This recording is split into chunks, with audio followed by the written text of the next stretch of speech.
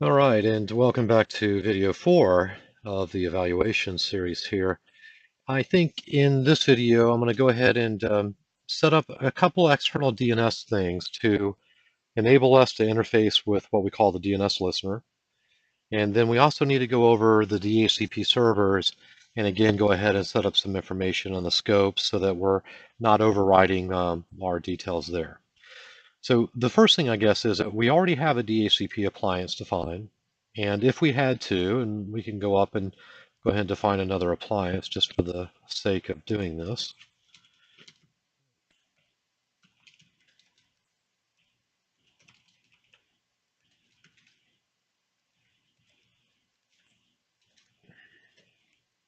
And we'll just go ahead and commandeer the next available address there. And we'll go ahead and set these up. And I'll have this one set up as a secondary, and then we'll use this as the failover. So in terms of the DHCP server, the first thing we want to look at is when we're ready to deploy failover. We don't want to do it now, not until you're ready to do this, but when we're ready to deploy the failover, in the failover configuration, we can simply add the peer, which should then be the dropdown for the available server.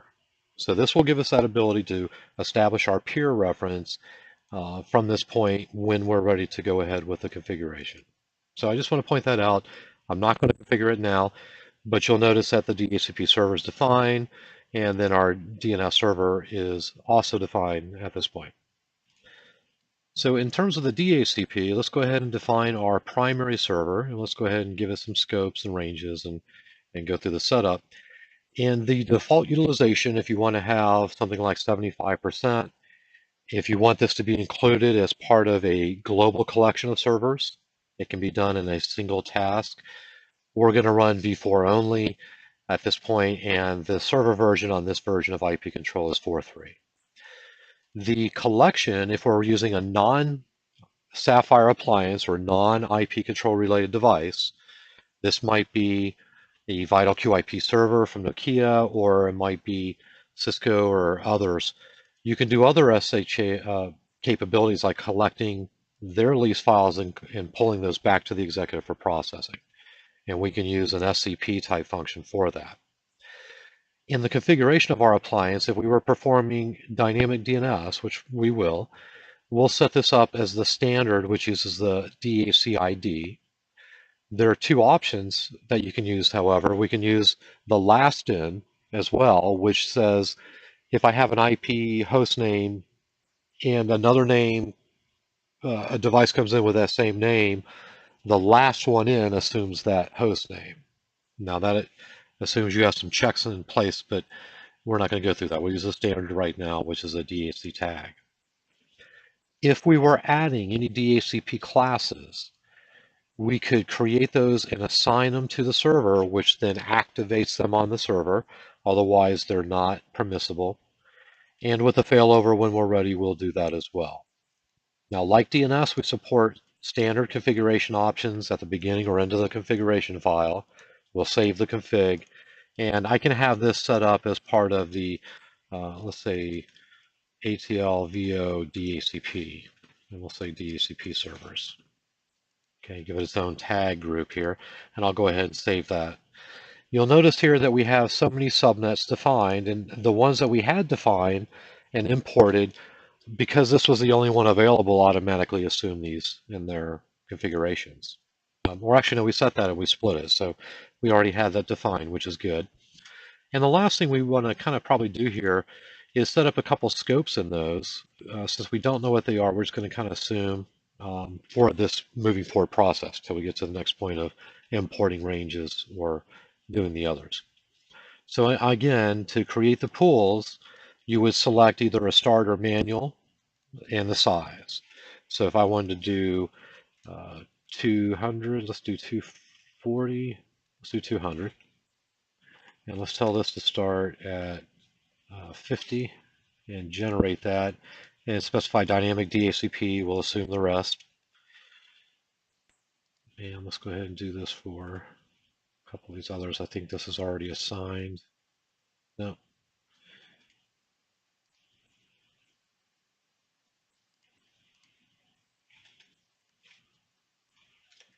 think I have these up here.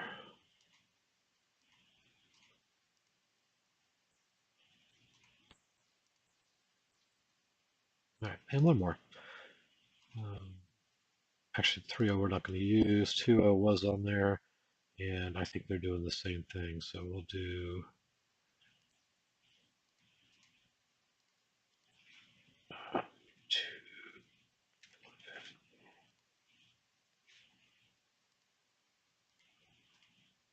Okay, and while we're here, just so you can see this in process, we support a number of different IP ranges or types for DHCP, and one of those is the dynamic range that you just saw me create, and then also what they call manual reservations. So a manual reservation can be assigned as an IP address, and when you select the type, you would select manual DHCP, give it its type, like this might be a PC, your host name and your domain. And the most important part of this is the hardware type you need to set to Ethernet, and you need to have a unique MAC address for that device. This is to link that together, and then it'll have the inherited settings for the device, and the DHCP now appears as a manual DHCP device in a red color coding to distinguish it from the other types. So that's how you would reserve. However, once we start collecting addresses and DHCP is operational, you can open up the lease range. It'll show you all of the leases, the date, time, and the addresses. And you can modify and pull a device out, convert it to manual, and that'll convert it to its reserve state, if you will. And then basically what you would do then is deploy the changes to the server once you're complete. Okay, so I just want to point that out. And we now have a DHCP server. All the subnets are there.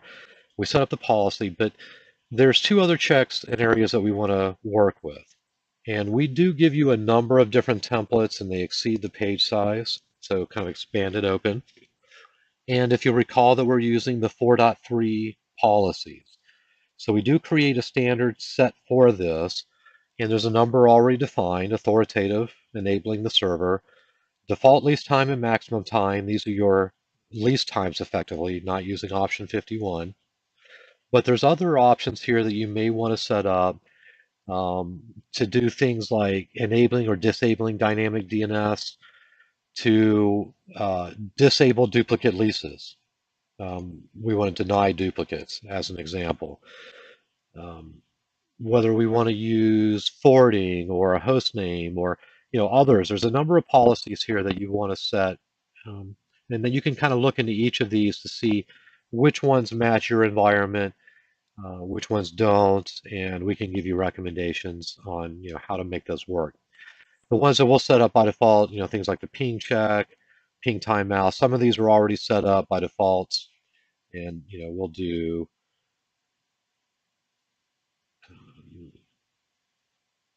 30. Let's do one. Okay. And one other setting here I think I want to set.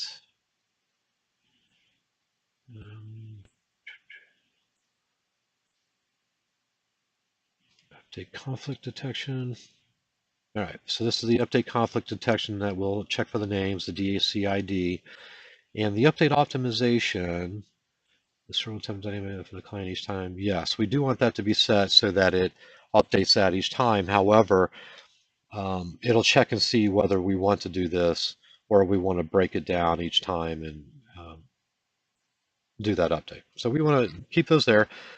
Now, others here, we do support OMAPI if you want to get into some of the APIs, and maybe we will to show some of the other lower level functionality for that. One lease per client, we're true. We want to set that. And that will prevent if they're moving around from subnet to subnet with the same MAC. All right. So the settings we want to end up with in this policy are set here. Now, the key note to these policies is it'll show you where it applies. We're in the policy set now, so this is only defined at the server, or what we're going to assign at the server. And there are certain values here that are not applicable in that, in any other configuration. So meaning like the deny duplicates, I cannot have that as a subnet policy. It can only be at the server. So there are different ways to associate policies. I can have it signed at the server level, which we're going to do here now with this. And I want this to be the default for my server that I'm defining, the 57. So in my configuration screen, I want the policy set to read standard ISC 4.3. Okay, we didn't go over the option sets, so we'll come back and do that one next. And in the option sets, or let's go back to the policies, and then the policies can then be assigned at a subnet level. So I can then say that at this particular subnet, I want to use a different policy set. I can then create a address pool and have a policy set defined, and even a reserved DHCP can have a policy as well. So it's very hierarchical and tiered and full functional for that type of inheritance of those policies. Now, in terms of the option set, we did most of these already, but I'm going to go to the standard ISC that we've defined for this process, and you'll see that they're all using the same as subnet capabilities. And this refers back again to the subnet policies tab and what's already defined, which it will inherit. Show all options to show other configurable parameters. And if you want to get into user definable fields or user definable attributes, those can be assigned afterwards. Like option 242 and others are user defined. 150 for your CD, phones, Avaya phones, things like that are supported and defined. And if you need to get into doing that, you would go to first the option master dictionary, and you would effectively add the option. So if you had a parent, it would. We don't. So we might want to do here, let's do just 242 and the name. Let's do option 242.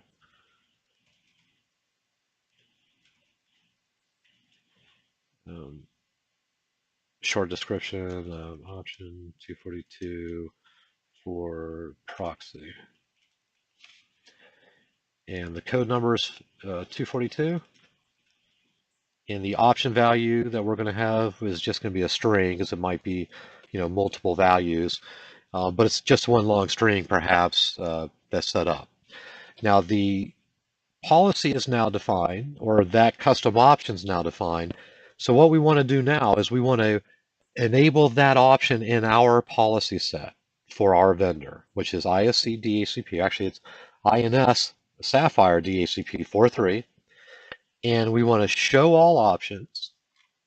And we effectively want to scroll down to our custom option. We're going to enable that. We want this to appear as option 242. It ends with a semicolon. And we want it to render, which is what this last checkbox is, when it's defined in the configuration. And that now makes it available to the server.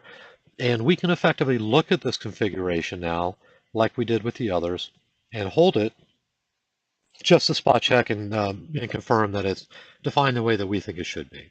So let's go ahead and set that as hold for preview, and go ahead and run submit.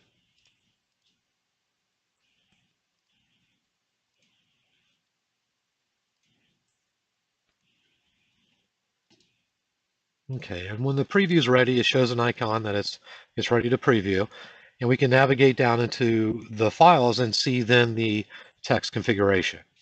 And effectively what I want to verify here is that the option 242 is code 242 and it's a string. And so now, as an example, if I wanted to go in and make that option available to my users, I could then go back to my option set, go to standard options, and when I show the list, I should see 242 in that list. I can then click on it, and we'll say that this is, in cap. I don't know what this will be, but 1.1.2.2. Maybe it's an IP address string, not sure. And lastly, if we were to do the same configuration again, holding the preview, we can then spot check that the option is defined. A little bit quicker that time. And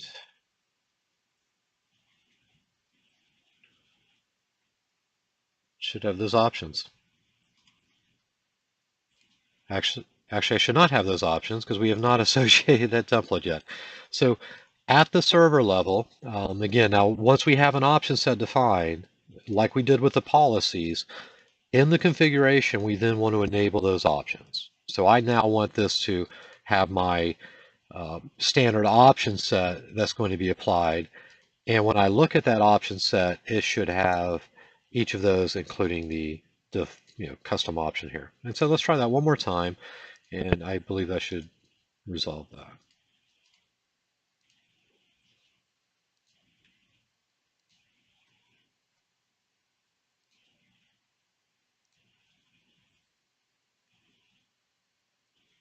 Okay, and there's our option here. So because I did this globally, I put it up in the global section.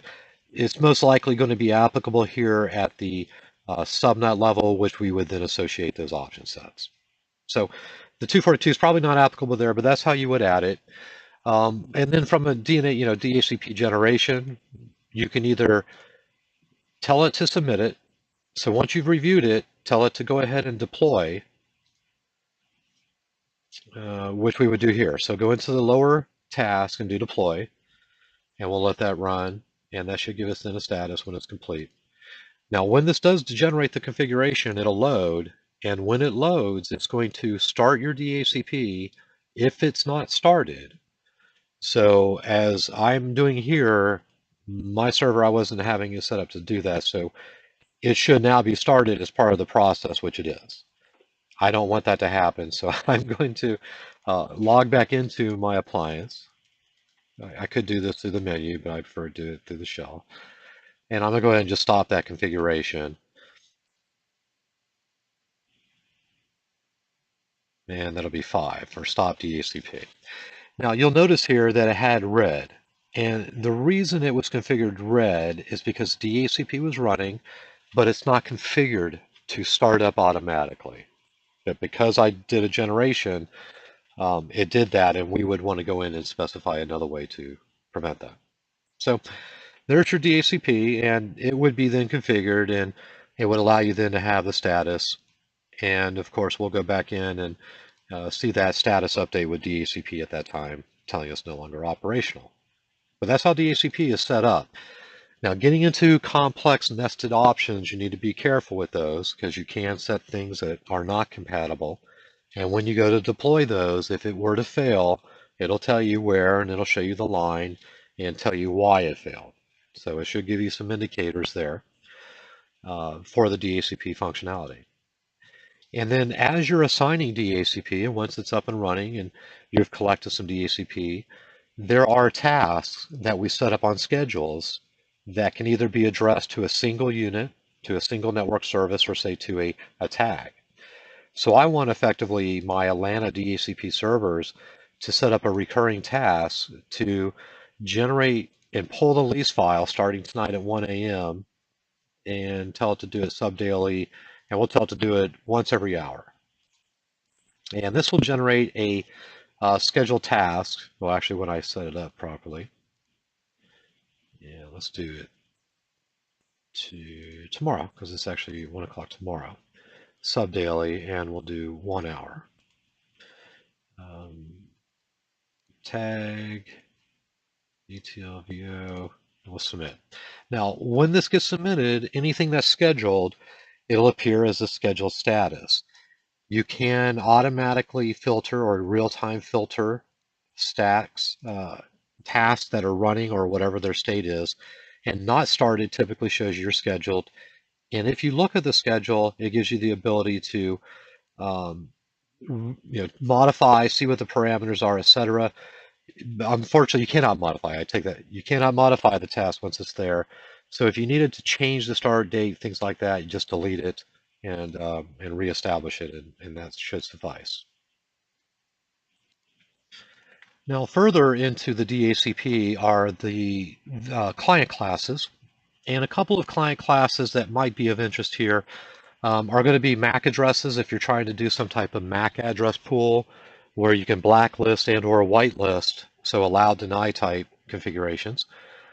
We support client identifiers, your MAC and or custom, host name checks, so that if you had a certain host name, you can grant certain options, policies, or even deny that type user.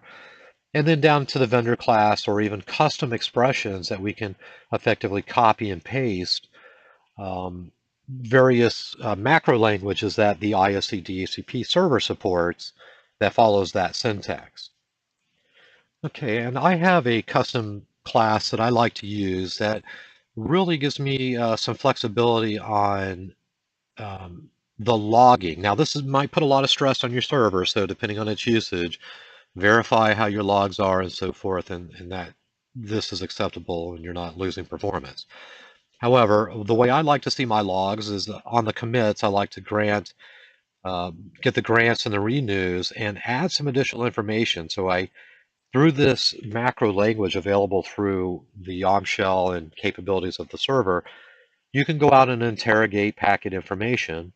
And there's a man page on the internet that goes through all of the options and capabilities and do things like picking out certain IDs like the circuit ID or remote host name domains, and even confirming whether they're host names or not.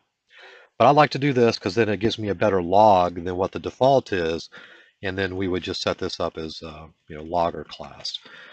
Now the logger class, I don't need any policies or options. This is going to be a global class that gets loaded. So once I save that information and I go to the DHCP server, I simply add it as a valid class. And when I then generate that configuration, it's going to add that class to the configuration. And when processing it, then it'll process those logs in a way that are more human readable to the engineer to see.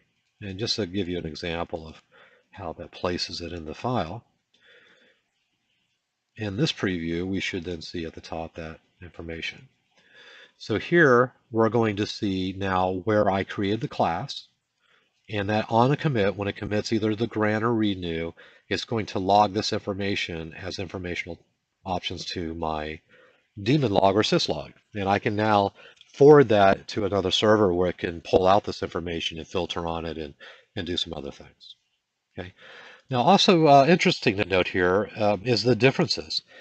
We did make a change in that configuration, and so our difference detector shows the last known good and now shows us what the differences are here.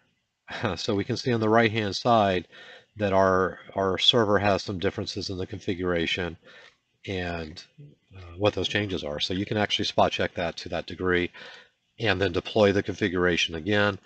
And again, if there was anything syntactically incorrect or the config failed, it would then tell us it failed and roll back to the last known good. But I know this to work, so we're good there. So that's DHCP kind of in a nutshell. The last configuration option here is what they call network links. And network links are a way to define effectively supernets, if you will, for your DHCP to link subnets together. And so as an example, on the primary route interface on a router, when you assign an IP and you associate DHCP, it fills in the gateway interface address, GIAddr, with the primary interface. If we go into secondary addressing, it will then append those. And in IPControl, we do that through network links showing that subnet A and B are linked together. They form one supernet, and we know now to create a shared network that's associated to that. And so that's how that function works in that process. So that's DHCP, the configuration. If we had leases, we could come back and look at the utilization view, see the topology, shows a breakdown of the class and subnets, and you then could have address pool details where you could individually navigate, and you would see over time performance and utilization of those. And then, of course, down into the leases where you can manipulate, save, and or change and reserve addresses to that point. So that's the DHCP in that point. And I think now I want to go ahead and jump in quickly into the DNS Listener, since this does work really well with the process. So what I want to do here is I want to create a DNS server. I have another one in my lab. It's running 9/11. It's on a different appliance, but I don't manage it through this system. And I'm going to just create its name, and I think that's VMNS2. One second. All right, it's VMNS1, and I have this one under my home local domain. its IP address in my lab is 24. And the rest of this is pretty much the same. I'm going to go ahead and just set this as the executive agent because I'm really not going to manage it. The only thing I want to do at this particular point is I want to create a domain called home.local, which is what I want to have the listener assign and pull into my server. And I want that domain to be pulled in automatically whenever changes occur. So the way that I do that then is on that DNS server I just created, I want to assign a zone. And I want to specify that it's master, tell it home local, automatic. All of this doesn't matter. We're not going to generate it. But most importantly, I want the allow DNS listener to accept transfers. Okay, and I want that set to submit. And the way that we do the listener, the DNS listener, is again that service listens on port 5053. So when you're using bind DNS or configurable DNS servers for ports, you can use 5053. If you're using Microsoft, you would have to define port 53 or use IP tables to reroute and direct. And we can go through those one of the more technical videos. So, but the point of this is whenever that external DNS is modified, its zone serial number is incremented, it sends a notify to its peer servers or whoever's defined. We want to set up now on our remote DNS server a kind of also notify, and I'm just going to do this manually since I don't want to go into my other tool to do that, same IPControl, but I want to just do this manually. And effectively, I'm going to add a directive, and I'm going to do this globally, although I'd probably want to do this, actually let's do it down at the subnet level or zone level. And let's do also notify. And this is a list, and I want it to notify this IP. 1.55, and the port should be default 53 here. Okay, so I'm going to manually configure this, and in my server, what we need to define is that also notify. So after you save that change, you need to bounce the server. So if you're using an appliance, you need to just kill hop the named or whatever your procedure is. If you're stopping and starting an IPControl, you would go on the app admin as soon as app admin, go to management, IPControl, and we effectively stop started. So we would do stop DNS server, and then we would do start DNS server, just to quickly bounce it. That then loads in all of the named config changes by default. And when it does that, with that also notify, we can go in and look at our domain. And if everything's running properly, your home local now should have a serial number, which matches your zone. And it should import all of the dynamic records or all of the records that are currently assigned in that zone. So the first startup is it went out and did an incremental, or an asynchronous transfer of all zones and all files that we define. And further from this point, any kind of dynamic updates would happen in quasi real time. So if I were to go out and do a dynamic update right now, it would capture that change. I should be able to just refresh it and see the update. So this is a great way to do that. And then once we capture these changes, they're in IPControl. They now have dynamic records assigned, because I have these now set up as static records and dynamic and so on, so that when I go into the subnet, and let's just do that real quick. And it's also a very quick process for very large zones. It can do this in not too long. And so you'll see now that I have in my DNS a lot of static records. These are actually how they're defined, a lot of statics. And I have my dynamic ranges and so on. So it now, when it imported the records, because we don't know any different status type, it always assumes static. That's why we want to have our DHCP in place so that any DHCP ranges are not overridden and their IP addresses are pulled in from the server. Because we want these to be populated by DHCP when that happens. And you'll also notice here that it did fill in, from a DNS perspective, the host names when it created the IP in these dynamic ranges. So now we can start to see that, well, some of those addresses that came in from DNS are in DHCP, and here are their names and IPs. Now, my DHCP server is actually on a router, and I'm not going to switch that at this point, but it's on a router, so I'm not managing those configs. But I can still capture the host name through DNS and still see that it's leased because it's active there. So that's how that works. And then the great thing about that in terms of deploying that to another server is if I want to go now to my new DNS server, I can then say that this is a master server and that it's a master for home.local. And I can set up its policies and ACLs to do the things I want here. And now when I deploy this, I can deploy it out to my server as a master zone. And we would do all files. It'll give us the warning about dynamic, which we're okay with. And when that's deployed, then I should have the master file and its allocation and delegation in those records now deployed to my new server. So thinking about that as a migration strategy, it's a great way to do that. Allows you to keep running that DNS listener in real-time context, capturing changes as you're migrating data, and then migrating that information by pushing it out to another server, which has a whole new set of NS records and capabilities that you can manage individually through those servers. And so now my server is effectively set up to do these zones. And I should be able to do a dig at that appliance. And let's do home.local and let's do SOA. And in that SOA now I have my new appliance defined, as well as the existing one that is the name server that we have set up. And then when I'm ready to cut that over and say we're no longer going to provision that, I can then either switch that initial zone to secondary or something, or move it or delete it. And I can remove it from the appliance or that other DNS server, then regenerate my zone configs again. Well, let's go back up here. And again, on that one, all files. Again, don't do this if you're doing dynamic, but initially this would be okay. And I wanted to push out all files because I want to push out the new zone file. And the reason I want to push out the new zone file is because we just removed the delegation from our existing server that we just migrated from. And its name server record was in the dig.